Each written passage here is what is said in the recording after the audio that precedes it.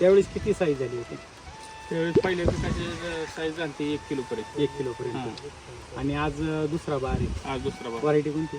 Pink आहे. Pink. सगळ्यात म्हणणं होतं की उत्पन्न तुमचं निघाल 10 ते 15 टनापर्यंत. बरं. हा 25 टन अपेक्षेपेक्षा जास्त पण निघेल, त्यामुळे आपण काय नाराज आहोत. आता साधारण एका झाडावरती किती 250 ते 300 फळ आणि खाली जर बघितलं हे तर खाली. तोडलेलं आहे.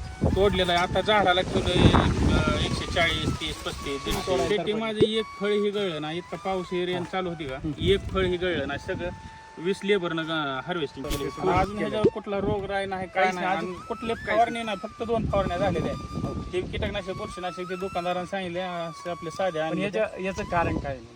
मला तर ह्याचं कारण एसबीटीचा मला रिझल्ट 1 नंबर वाटतंय. हळूहळू उचलतं आणि एकदा ही झालं की त्याची कॅनॉपी परत कमी पडून देत नाही. म्हणजे एकदा ताकद घेतली एकदा का परत ताकद return घेतली नाही. की रिटर्न पडत नाही. ती असं ग्रोथ, काळुकी, वाढ, साईज सगळं म्हणजे चांगलं.